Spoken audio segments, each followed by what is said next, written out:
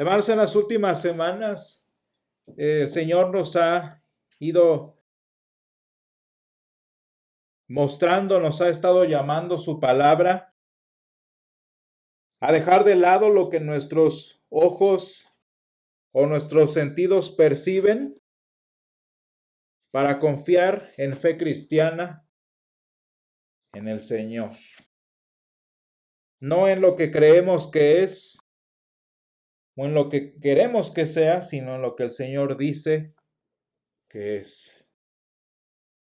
Y esto es muy importante para nosotros, hermanos, y la palabra es bastante clara en muchos versículos, porque hay un control muy grande que pueden ejercer nuestras debilidades, nuestras opiniones, incluso nuestros deseos, tanto en nuestra fe como en nuestra vida y espiritualidad cristianas. Y hermanos, ese es el problema, que si el Señor no es el que gobierna en nuestra vida, entonces lo harán nuestras debilidades, nuestras opiniones y nuestros deseos. Y la epístola de hoy, hermanos, segunda de Corintios 6, los primeros 12 versículos, va dirigida a todos los que en tiempo aceptable fueron oídos y que en día de salvación fueron socorridos, como dice el versículo 1. Y sí, hermanos, es que solo nosotros los cristianos hemos sido llamados a hacer esta palabra tan interesante que es colaboradores del Señor. Somos colaboradores del Señor porque la palabra dice que fuimos salvos de muerte y perdición para tener, como dice San Juan 10, vida en abundancia. Hermanos, nosotros no somos esclavos. Nosotros no somos siervos. No vivimos como los musulmanes viven con Alá, como los judíos viven con su Dios. Nosotros somos hijos. Vivimos en fíjense la dignidad que el Señor nos da. Vivimos, como dice el versículo 6, el versículo 1, en una sinergia con el Señor. Porque fuimos salvos de muerte a perdición para tener vida en abundancia. Y fíjense esta palabra vida en abundancia de la que habla San Juan. No es abundancia simplemente material o física, sino principalmente una abundancia para la iglesia y para nuestra propia vida cristiana en el fruto del Espíritu del que habla Gálatas 5, 22 y 23. Gozo, paz, tantos dones que el Señor nos ha dado por su palabra. Y fíjense que no nada más es esto para nosotros como lo sabemos, sino también para los que están cerca de nosotros. Y es que esto es lo que el Señor quiere a través de nuestro ministerio. Claro que nosotros tengamos vida en abundancia, porque por ahí se empieza, ¿no? Que tengamos una vida abundante en el fruto del Espíritu, pero también que los que están con nosotros lleguen a esta condición, a esta abundancia a la que el Señor nos ha llamado. Y fíjense qué increíble propósito es este del Señor para nosotros. Qué proyecto el Señor nos ha llamado a llevar a cabo con sinergia. Y sí, hermanos, este proyecto del que estamos hablando, que comenzó en tiempo aceptable y en día de salvación, también trae consigo su infinidad de desafíos y reproches, que no nada más vienen del mundo de las personas que nos rechazan, sino también, y en la mayoría de los casos, vienen de nosotros mismos. Y más o menos una problemática así como la que estoy hablando era la que vivía San Pablo con la iglesia en Corinto. Si leemos las dos epístolas, vemos que había hasta un partido, hablando de politiquería en la iglesia. Había un partido dentro de las iglesias en Corinto que lo único que hacían era desprestigiar al apóstol San Pablo, menospreciar su apostolado, menospreciar su ministerio, e incluso, por lo que leemos al final de esta epístola, llegó a haber un individuo que criticó y atacó personalmente al apóstol San Pablo.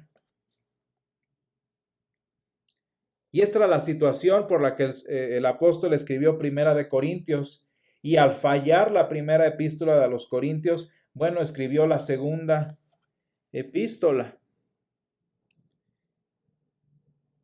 Y fíjense, estos problemas son tan graves para nosotros, los problemas que vienen de afuera, los problemas que vienen de adentro, que vean lo particular que es la exhortación de San Pablo. Porque las debilidades humanas, tanto externas a nosotros como internas propias, tienen un poder, tienen una capacidad de dañar lo que el Señor quiere hacer en nosotros. Y fíjense, qué difícil es que nuestra injerencia o la injerencia humana puede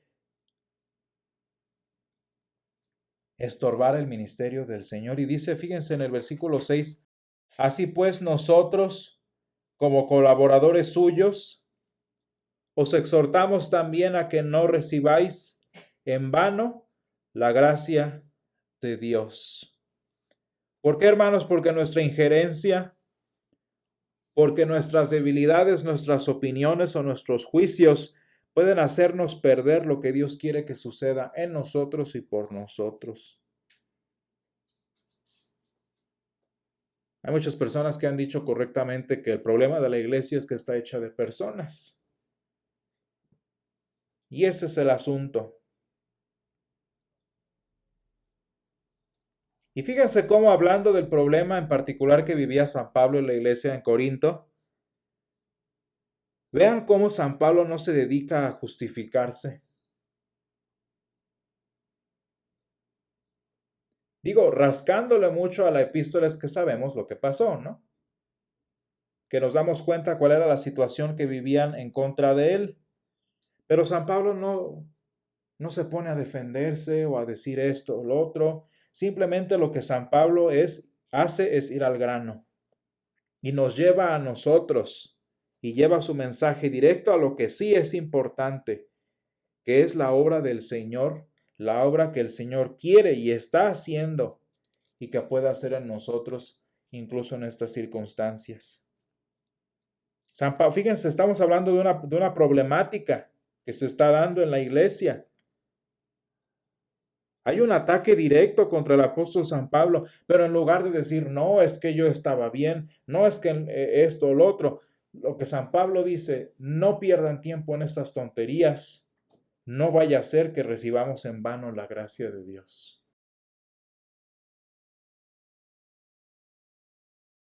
¿Y de qué forma podemos recibir en vano la gracia de Dios? Desperdiciándola. Que por andar, fíjense cuánto no pudo haber hecho el Señor con aquellos individuos que desperdiciaban tiempo criticando al apóstol San Pablo. ¿Se fijan que el corazón no es el mismo de uno y otro? En cierto momento, recuerdan que los apóstoles, los discípulos, bueno, estaban enojados porque había unos que estaban predicando y sanando en nombre de Jesús. Y se enojaban porque decían, es que ellos qué, y esto y lo otro. Y Jesús les dice, mira, por una o por otra razón, la palabra se está predicando. O sea, el punto no es estar todos en el mismo equipo. Pero vean ustedes cómo el corazón de aquellos que predicaban en el nombre de Jesús y de estos que critican a San Pablo no es el mismo. Porque ¿qué querían los otros? ¿Predicar la palabra? Si quisieran predicar la palabra, la predicaban y se acabó. Pero ¿cuál era su propósito? Estar en contra de San Pablo y de su ministerio.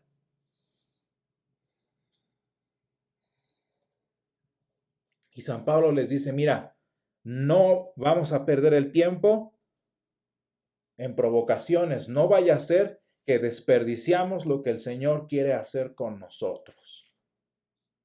Fíjense, tan inteligente y tan sabio fue el apóstol San Pablo que ni siquiera ese problema le robó el propósito de escribir segunda a los Corintios. Imagínense que San Pablo hubiera desperdiciado la segunda epístola defendiéndose o criticando al otro. ¿Cuánto mensaje no tendríamos el día de hoy? Y es que San Pablo va al punto. Mira, incluso en esta situación, en lo que está pasando, el Señor está haciendo algo. Y eso es lo que importa. Y es que, esta actitud digo que es sabia de San Pablo, porque uno de los errores cristianos más comunes, y todos los cristianos tienen la misma, es creerse como conocedores de toda la verdad, como justo juez de las cosas, ¿no? Y el cristiano dice, no, es que así es, mira, porque se ve. Y luego agarran la Biblia para decir, mira, es que así se dan las cosas.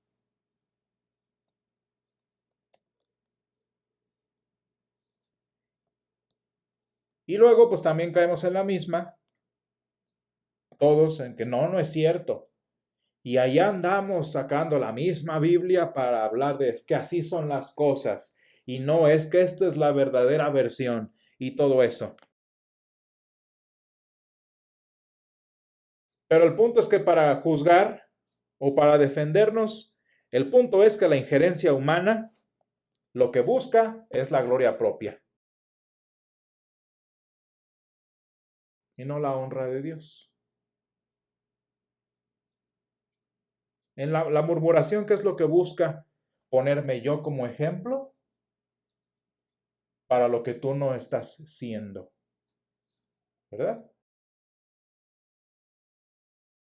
La crítica lo que busca es que yo estoy bien, tú estás mal y mira cómo la Biblia me respalda. Y luego si caemos en la provocación, como pasó recuerdan, con Adán y Eva, no, es que así son las cosas y mira, es que yo soy el bueno. Mira, Señor, yo soy la víctima porque la mujer que me diste o porque la serpiente que hiciste, bueno, nada más porque a la serpiente ya no le dejaron hablar, pero imagínense, pues ¿para qué me haces? Es tu culpa. El punto es que atacando, defendiéndome, ¿cuánto tiempo ya perdí? ¿Cuántos versículos de la Escritura ya tergiversé? Y el culpable de todo es el Señor, porque yo soy el bueno. ¿Se fijan? Nos ponemos como referentes de lo que es o lo que no es, pero dejamos de lado lo que el Señor dice y lo que quiere para nosotros. Y fíjense que yo de manera personal lo he aprendido de primera mano. Y fíjense que a final de cuentas, después de tanto pleito, de tanta crítica, de tanta defensa y autojustificación, lo que terminamos haciendo es recibir la gracia de Dios en vano. Porque todo lo que pudo habernos dado, lo que pudo habernos dicho, lo que pudo haber pasado, lo tiramos a la basura por ponernos a nosotros en primer lugar. Santiago en su epístola, en el versículo 22 del primer capítulo, dice que esto es ser nada más oidores de la palabra y no hacedores. Porque ¿qué es ser hacedor de la palabra? Pues en este caso, tener una fe que responde a lo que la palabra de Dios causa, que es la salvación y la salvación de otros, la salvación propia y de otros. Eso es hacer la palabra de Dios, para lo que la palabra fue hecha. Fíjense cómo la escritura no fue dada a nosotros para probarnos que Jesús era el más sabio de todos los profetas, que sí lo era. O que Dios es el más poderoso de todos, que sí es el más poderoso de todos. ¿Cuál es el punto de la escritura? Nuestra salvación. Y sí, el Señor es el más grande y todo eso, pero ni siquiera escribió la palabra para eso. Y en este caso, eso es lo que a veces a nosotros se nos dificulta y desperdiciamos la gracia de Dios que pudo haber hecho tantas cosas en y por nosotros. Y esto que sucede en la iglesia, que pasó con San Pablo y quienes fuera que lo estaban atacando, también pasa en nosotros, en nuestra vida personal. Porque la ceguera espiritual de la que tanto hemos estado hablando, esta ceguera que según esto ve lo que es, que según esto se juzga a uno mismo como el más bueno de todos, nos impide ver lo que el Señor está haciendo, lo que el Señor puede hacer. O lo que va a hacer incluso. Y fíjense ya en pocas palabras, imagínense cómo vivía la iglesia en Corinto como para que el apóstol San Pablo les dijera, mira ya, porque vienen, es que San Pablo es esto y lo otro. No es la primera vez, ¿eh? ¿Se acuerdan que pasó lo mismo que con Apolos? No, es que Apolos esto, no, es que Pablo esto. Y una tormenta en un vaso de agua y San Pablo llega y les dice, oye, así nosotros como colaboradores del Señor os exhortamos también a que no recibáis en vano la gracia de Dios. Porque hermanos, cuando en nuestra vida las circunstancias de la iglesia o propias crean una tormenta, una tragedia, enojos y por acá, por todos lados, ¿qué es lo que hace el Señor como en este día? Como lo que hizo San Pablo en el versículo 1. Bueno, pues el Señor se presenta, se alza enfrente de nuestra turbulenta y pretenciosa barca. Y la palabra de Dios, hermanos, es la que resuelve por sí misma lo que tanto quisimos con nuestra pretensión. ¿Qué es lo que hizo el Señor en San Marcos 4:40? Tanto por acá, tanto por allá. ¿Y cómo estaban los cristianos? Bueno, los wannabes, ¿no? Los que iban a ser cristianos. ¿Cómo estaban todos? Señor, ahora sí viene en oración, ¿verdad?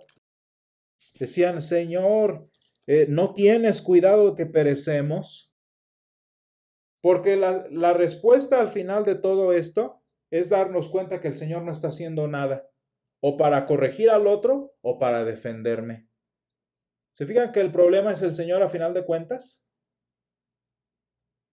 Si San Pablo se hubiera puesto a defenderse a sí mismo y a todo eso es porque Dios le quedó mal. ¿Y por qué creen que los otros estaban dándole y dándole contra San Pablo? Pues porque el Señor no llamó a un buen apóstol. A final de cuentas, el que tiene la culpa es el Señor. Y le dice, maestro, ¿no tienes cuidado que perecemos? El Señor estaba allí. ¿Ustedes creen que se hubiera dormido si pensaba que se iban a morir todos?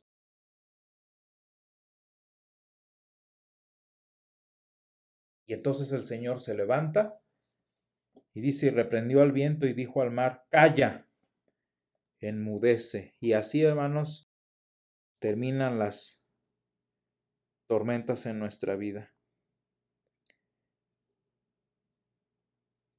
¿Cómo me impresiona el corazón altivo? Es que así son las cosas, ¿verdad? Es que así es y así es, así es. Y como si el Señor no estuviera enterado de nada, ¿verdad? No, es que mira, tú estás haciendo esto y esto y esto porque solo yo me doy cuenta de eso. Ah, mira. Y es que tengo que hacerlo yo porque el Señor como que se está tardando.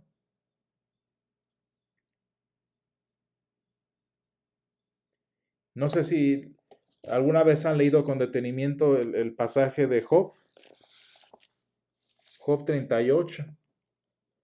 Porque Job no es nosotros, Job sí era justo, era un santo en la tierra, él sí, porque así dice la palabra. Pero hubo un momento en el que sí empezó a decir, es que Señor, yo estoy bien, y sí estaba bien.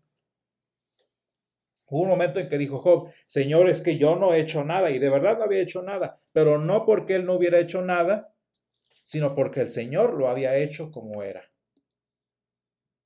Y a veces en nosotros, cuando las acusaciones, como en el caso de San Pablo, son injustas, acuérdense que siempre es mejor que el Señor peleará por vosotros y vosotros estaréis tranquilos. Porque luego viene el Señor y nos pone una, como en el caso de Job 38. Fíjense cómo hasta vergüenza a veces me da leer este Job 38. Porque le dice, a ver, ahora ciñe tu varón sirve como varón tus lomos. A ver, ponte tus pantaloncitos, papá. Y a ver si me contestas. Si tan conocedor eres, si tan justo juez, si tan iluminado eres. A ver, ¿dónde estabas tú cuando yo fundaba la tierra? Házmelo saber si tienes inteligencia. ¿Quién ordenó sus medidas si lo sabes? ¿O quién extendió sobre ella cordel? ¿Sobre qué están fundadas sus bases? ¿O quién puso su piedra angular? ¿Quién eres para decir que sabes lo que es o lo que no es? Tanto de ti mismo como de los demás. Aquí el que sabe, fíjense, en una sola palabra, lo que el Señor dice en Job 38 es, aquí el que sabe soy yo. Y quien te defiende soy yo, y quien te juzga soy yo.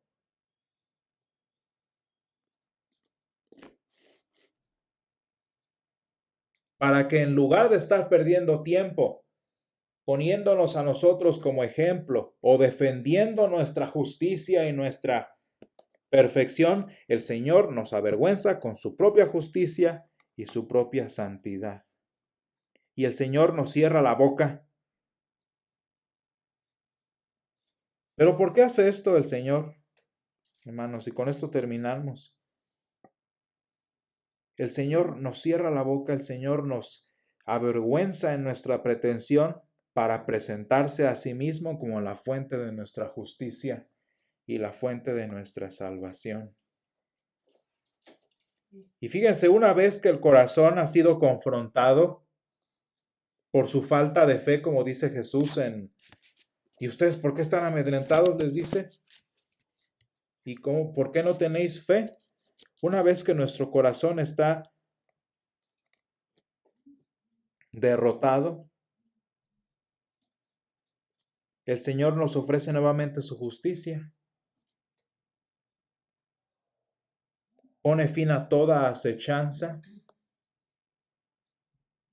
y trae paz en el conflicto. Y fíjense cómo dice San Pablo en el segundo versículo de 2 de Corintios 6. Dice, porque he aquí ahora es el tiempo aceptable, he aquí es ahora el día de salvación. Y hermanos, cuando el Señor es el que nos defiende, cuando el Señor es nuestra justicia, cuando el Señor es el que define qué es y qué no es, gústenos o no,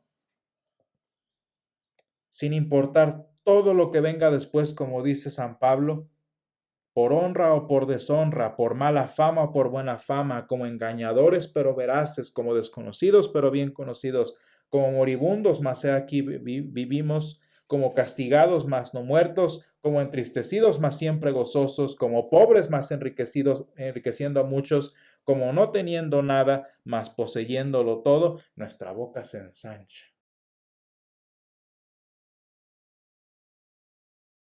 Y nos concentramos en lo que importa. Y hermanos, aprendamos a confiar en el Señor, sin importar todas esas circunstancias que pasen, que van a seguirse repitiendo y van a seguir haciendo molestia. Mira, el mundo y sus problemas es el Señor y yo. Y hermanos, hoy mismo el Señor está y quiere hacer su obra en nosotros. Y el Señor nos llama, no, mira, que digan, que hagan. Tampoco sientas que eres el justo Job. Pero mira, yo aprendí en mi vida personal que las controversias no se resuelven con más controversia, sino con la verdad. Y lo bueno es que nosotros conocemos al Señor, que es el camino, la verdad y la vida.